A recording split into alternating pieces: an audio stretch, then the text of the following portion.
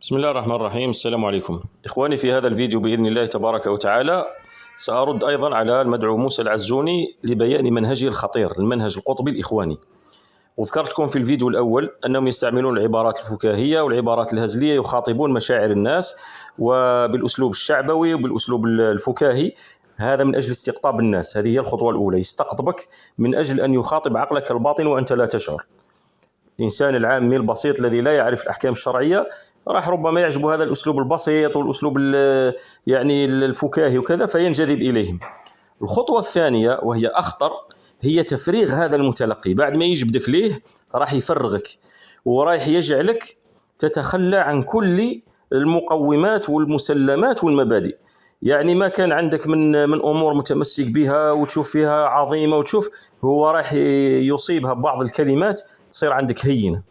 يستعمل عبارات لا تليق بالأنبياء، يستعمل عبارات لا تليق بالشعائر الدينية، يستعمل فكر سيد قطب، حذو القذة بالقذة، وهم أتباعه بالتأكيد. السيد قطب طعن في أنبياء الله عز وجل كموسى، طعن في بعض الصحابة كعمرو بن العاص ومعاوية وأبو سفيان وغيرهم من الصحابة رضي الله عنهم.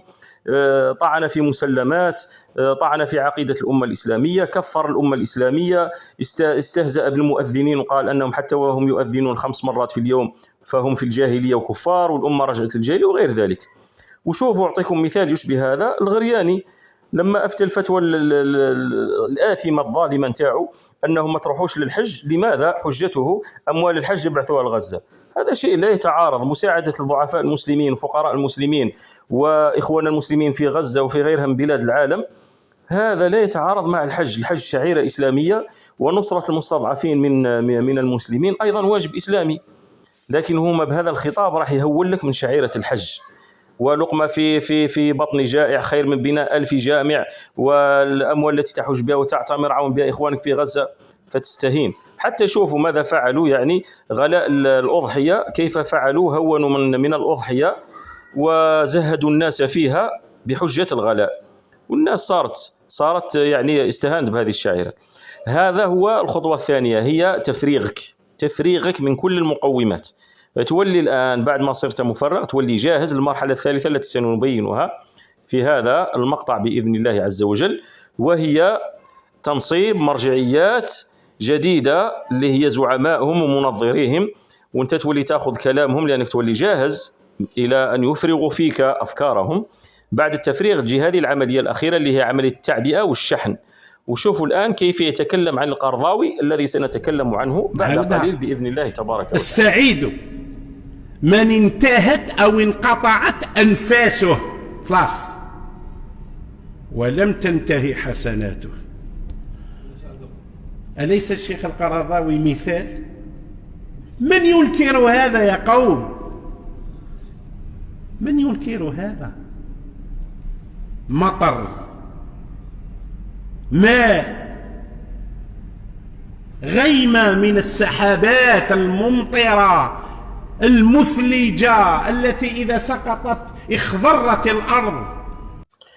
لاحظتم إخواني الآن بدأ في مرحلة تنصيب المرجعيات، وقال لهم القرضاوي من ينكر هذا.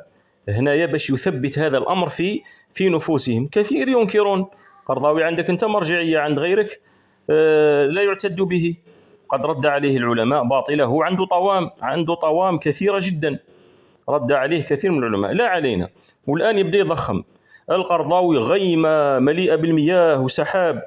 هذه غيمة فيها برق ورعد، ترسل الصواعق فتحرق من تشاء بإذن ربها. وأنا هني درت لكم هذه الصور من الدمار الذي حصل في سوريا باش تشوفوا الغيمة نتاع القرضاوي كيف نزلت عليهم بالمياه والأمطار والثلوج، وكيف أخضرت الأرض كما يزعم. راكم تشوفوا الأرض كيف راها مخضرة، صارت قاعا صفصفة لا ترى فيها عوجا ولا أمتا. شوفوا الدمار الذي حصل على إخواننا والتقتيل والتشريد والتهجير. وراكم تشوفوا خوتنا السوريين الآن حتى بعضهم وصل إلى درجة التسول في بلدنا وفي غيرها من بلاد الإسلام. نسأل الله عز وجل أن يزيل عنهم الهم والغم وسائر إخواننا المسلمين. هذه هي المرحلة الثانية الخطيرة، تنصيب المرجعية التي ستفرغ فيك أفكارها باش انتايا تقتنع بكلام القرضاوي الذي ستستمعون إلى أمطاره وثلوجه التي كانت تنزل لتنبت الأرض كما سترون. ثوروا وانضموا. ولن أتنازل عن خطبة الفتنة هذه ما دام هذا هو الفتنة. اللهم أحيني من خطباء الفتنة وأمتني منهم واحشرني معهم. هذا هو القرضاوي الذي يريد أن ينصبه لك كمرجعية تأخذ منه أحكامك ومواقفك. يقول عن نفسه أنه من خطباء الفتنة، ويدعو على نفسه بأن يحييه الله مع خطباء الفتنة، وأن يميته معهم، وأن يحشره معهم، والبلاء موكل بالمنطق، نعوذ بالله من ذلك. القرضاوي هذا إن كنا ننسى فلن ننسى أنه كان من الداعمين للجماعات المسلحة في الجزائر في العشرية السوداء، لما كان المخلصين من أبناء الوطن ينامون وأحذيتهم في أرجلهم. كان هو يرى بأن الجماعات المسلحة التي كانت تقاتل أفراد الجيش وأفراد الشرطة وتقتل الأبرياء من المواطنين، تقتل الأبرياء وتقتل أفراد الجيش وأفراد الشرطة، كان يشوف بأنهم على حق وأنهم أصحاب قضية وأن الحق معهم وفي جهتهم. اسمعوا ليه وش قال في لقائه في جزيرة في قناة الجزيرة، استمعوا له قبل جيدا. أن ننتقل إلى هذا نسأل، هل الآن مع إعلان الهدنة هل يقر الجيش الإسلامي للإنقاذ على ما كان يقوم به طوال السنوات الماضية؟ الهدنة أعلنت في أكتوبر الماضي، لكن المواجهات التي قام بها والتي سالت فيها دماء أيضا من الطرفين، هل كان يقر على هذا؟ هل هناك في الشرع ما يقر؟ هناك كان بيدافع عن حق ناس اغتالوا حقك السياسي وأخذوا أفرادك إلى السجون ولم يعطوك أي حق للدفاع عن النفس، لازم يتصرفوا. هذا يعني هذا يحول كثير من الأقطار العربية والإسلامية إلى دماء. ما هو الحل إذا يعني هذا الأمر؟ يعني لا يكون السلاح هو الوسيلة التي طيب هو إذا كنت أنت استخدمت السلاح ضدي فماذا أفعل؟ السلطة استخدمت السلاح ضد الناس، هنا يتدخل المسلمون. الآن شفتوا إخواني المرجعية التي يريد العزوني تنصيبها لكم، المرجعية التي تعبئكم ضد أجهزتكم الأمنية وضد حكوماتكم وضد ولاة أموركم.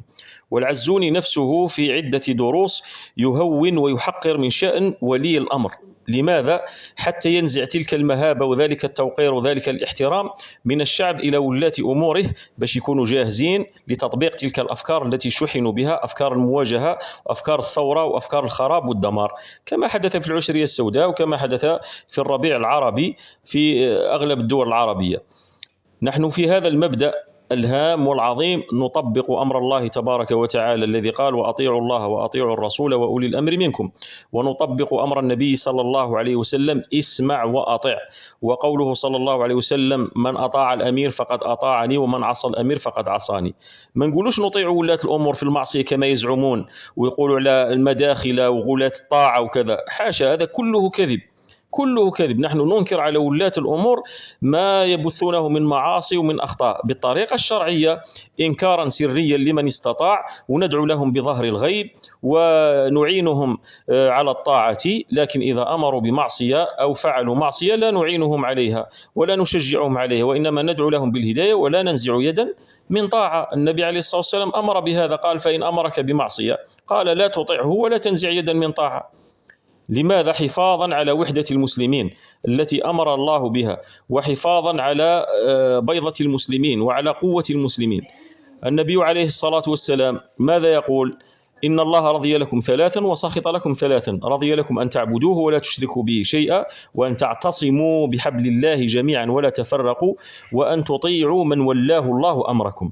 تطيعوه في طاعة الله، لا كما يزعم هؤلاء اتهاما للسلفيين ويلمزونهم بالمداخل وبغلاة الطاعة. نحن لا نطيع الحكام في معصية الله، لكن لا نخرج عليهم وننصحهم وندعو لهم بظهر الغيب بالصلاح، لأنه كما قال السلف ثبت عن الإمام أحمد وغيره: لو كانت لي دعوة مستجابة لجعلتها في السلطان. قيل له: لماذا؟ قال: لأن بصلاحه يصلح العباد والبلاد. شفتوا المنهج الخطير؟ اسمعوا للعزوني كيف يتهكم بولاة الأمور، بل ويقول لك: وش تريدني ولي الأمر نسجد له ركعتين؟ يعني لأنهم حتى أنهم جعلوا السلفيين قالوا لهم: راكم تعبدوا في ولاة الأمور. حاشا لله، السلفيون الذين يلمزونهم بالمداخل لا يعبدون إلا الله وحده لا شريك له، ولا يخرجون على ولاة أمورهم، بل يعينونهم على الخير ويدعون لهم بالصلاح ويعني ينصحون لهم ما استطاعوا إلى ذلك سبيلا، وهذا هو المنهج الرباني النبوي. لكن اسمعوا المنهج سيد قطب، منهج موسى العزوني الذي تكلمت عليه، منهج الاستقطاب والتفريغ ثم الشحن والتعبئة ثم الدمار والخراب، نعوذ بالله من ذلك. اسمعوا إخواني الكرام. عرف باللي أمة المليار هذه تخطر بالمظهر، أهل الحاج، أهل الحاجة، أهل الإمام، أهل الشيخ، أهل العالم، أهل ولي الأمر، سورتو هذه هو بايع حاجة. هو أهل ولي الأمر، طاعة ولي الأمر. زيد قلنا واش نديروا لولي الأمر هذا؟ نصلوا له 2 ركعات، نصلوا له 2 ركعات، هو بايع حال اليهود. عرف باللي أمة المليار هذه تخطر بالمظهر، أهل الحاج، أهل الحاجة، أهل الإمام، أهل الشيخ، أهل العالم، أهل ولي الأمر، سورتو هذه هو بايع حاجة. هو أهل ولي الأمر، طاعة ولي الأمر.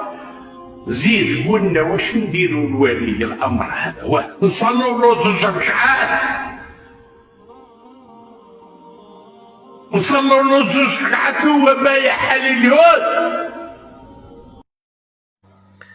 أولا الذي قال لك طاعة ولي الأمر يا موسى العزوني هو الله تبارك وتعالى ونبيه صلى الله عليه وسلم. ثم إن ولاة أمور هذه البلاد لهم مواقف مشرفة ضد اليهود وفي صالح إخواننا في فلسطين، وهم القائلون دائما على المستوى يعني الرسمي، وحتى الشعب الجزائري كله بحمد الله نحن مع فلسطين ظالمة أو مظلومة. ثم لم يقل لك أحد من الناس أسجد لولي الأمر أو اركع له 2 ركعتين. هذا من المبالغة من أجل شحن نفوس الناس، ومن أجل تبغيضهم في ولاة أمورهم، ومن أجل تعبئتهم ضد ولاة أمورهم، تدفع في الناس خاصة الشباب لمواجهة حكوماتهم وأجهزتهم الأمنية. بعد ذلك أنتم مثلكم مثل من رأيناهم من قادة الإخوان المسلمين المصريين تتنعمون في الفنادق في قطر وفي غيرها. هذا المنهج الخبيث إخواني لابد من الحذر منه، لأن هذو الناس هم اللي يطبعوا الشباب على رؤوسهم ويرمون شباب المسلمين في المحارق ثم ينسحبون، كما دار عباس مداني، طبع الشباب المسلم أحرقهم وجعلهم يواجهون الدولة ويتصارعون مع الأجهزة الأمنية ويتقاتلون، وراح دماء كثيرة من أبناء الجزائر، وهو عايش لك في قطر منعم يعني في القصور والفنادق. فاحذروا إخواني من هذا المنهج الباطل، احذروا من منهج الإخوان، احذروا من منهج القطبيين، فإنهم خطر على هذه الأمة. وراكم شفتوا التجارب وشفتوا ما حدث في بلاد الإسلام بسببهم. نسأل الله عز وجل أن يحفظ بلادنا الجزائر وسائر بلاد المسلمين، والحمد لله رب العالمين. والسلام عليكم. ما تنساوش تنشروا المقطع لنشر الوعي حتى نقطع دابر هؤلاء، فإنه كلما طلع منهم قرن قطع كما قال النبي صلى الله عليه وسلم، حتى يطلع آخرهم مع الدجال. السلام عليكم.